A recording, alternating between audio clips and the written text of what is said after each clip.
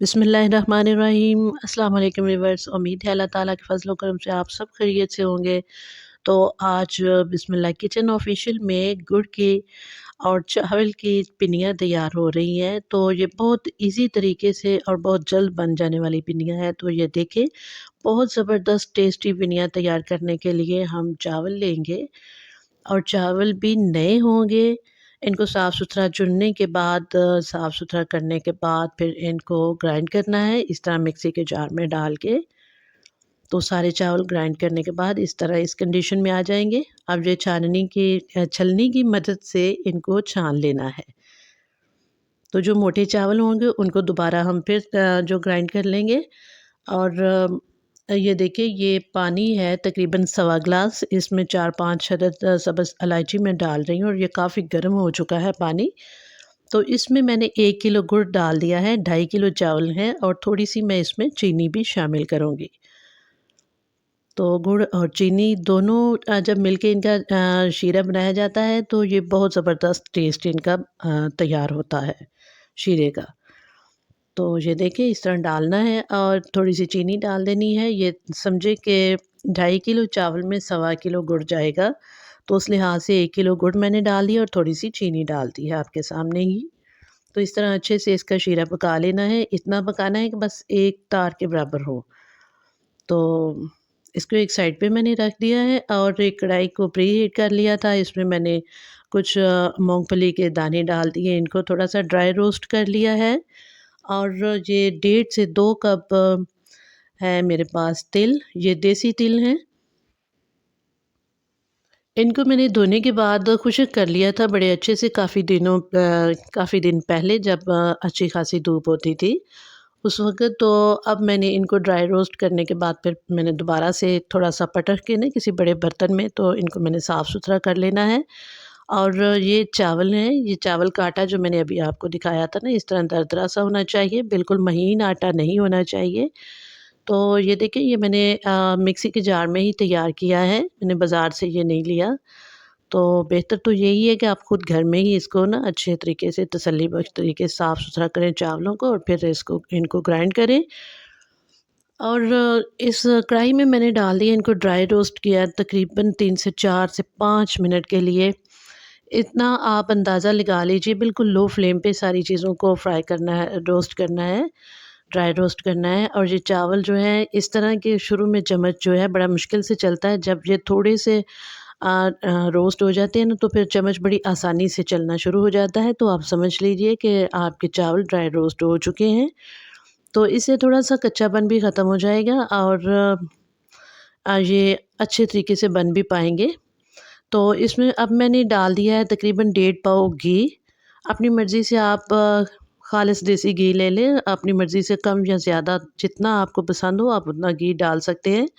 मैंने तकरीबन 1.5 पाव घी इसमें शामिल कर दिया है और फिर शीरा जो मैंने बना के रखा हुआ था गुड़ का, वो भी मैंने इसमें छान के छलनी की मदद से तो फिर मैंने इसको डाल दिया इसमें। और रोस्ट जो किए थे मैंने तिल और इसके अलावा मूँगफली और इसमें मैंने कुछ नारियल के पीस जो हैं बारीक काट के वो भी शामिल कर दिए हैं और किशमिश के कुछ दाने वो भी मैंने शामिल कर दिए हैं।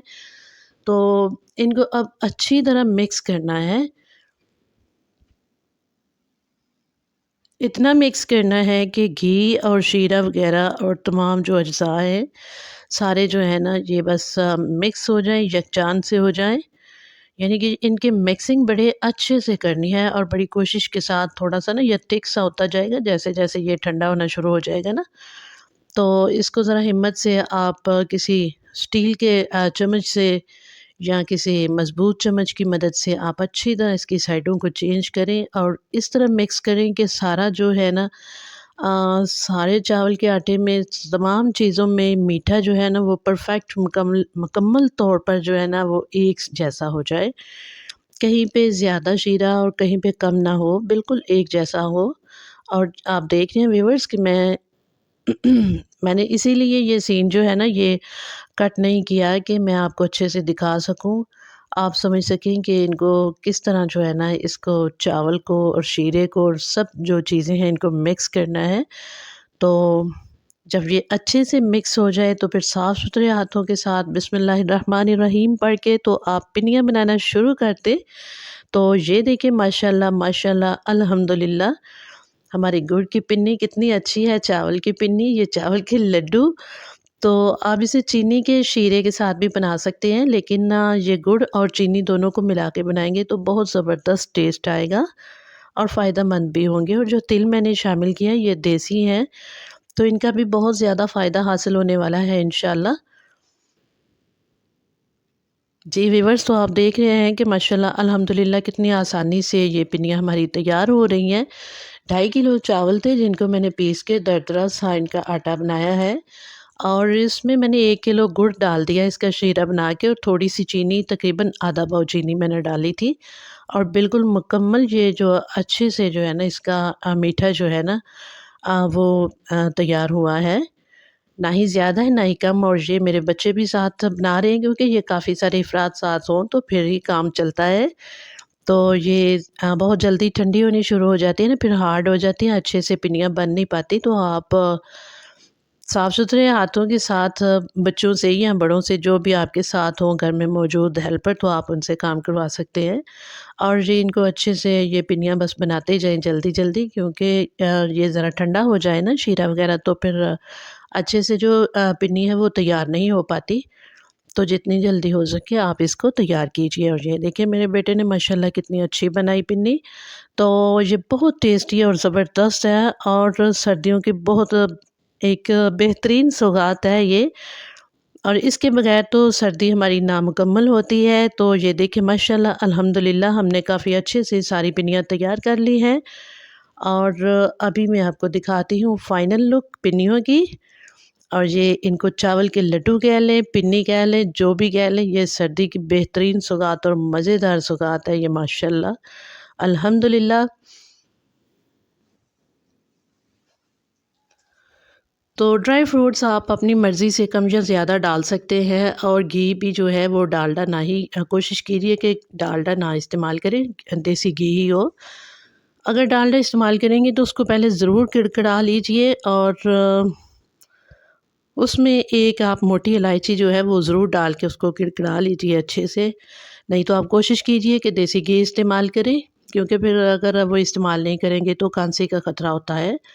تو لیجئے یہ فائنل لک آپ کے سامنے ہے ماشاءاللہ الحمدللہ۔ تو امید کرتی ہوں آج کی ریسیپی آپ کو ضرور پسند آئے گی، پسند آئے تو لائک کیجئے گا، شیئر کیجئے گا اپنے فیملی ممبرس کے ساتھ، فرینڈس کے ساتھ، اور اگر نئے ہیں چینل پر، یہ دیکھیں یہ ابھی تازہ تازہ ہے، تقریباً یہ ابھی ان کو 10 15 20 منٹ ہو چکے ہیں، اور صبح تک یہ بالکل بہت اچھے سے تھوڑی تھوڑی ہارڈ بھی ہو جائیں گی، اور بہت اچھا سا ان کا ٹیکسچر تیار ہو جائے گا انشاءاللہ۔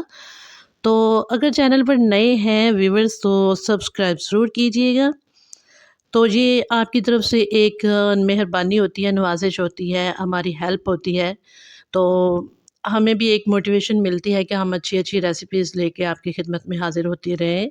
تو اسی کے ساتھ اللہ تعالیٰ آپ سب کو خوش رکھے، شاد و آباد رکھے، خوشیوں سے آباد رکھے، اور بہترین نعمتوں سے رب کریم آپ کو نوازتا رہے۔ تو آج آپ سے اجازت چاہوں گی اسی کے ساتھ، اللہ حافظ۔